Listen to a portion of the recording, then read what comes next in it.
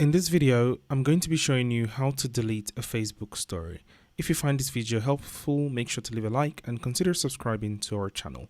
So in order to delete your Facebook story, the first thing you want to do is to go over to Facebook. Sometimes when you upload a story on Instagram, it goes to Facebook, and that can be quite annoying. And in order to delete that, you just want to go over to your Facebook account.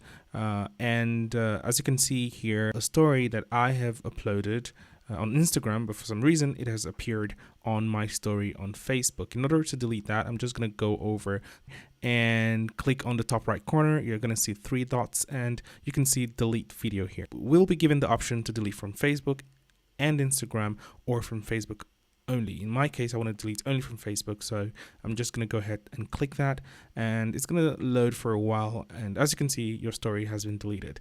If this video helped you, make sure to leave a like button. Thank you for watching.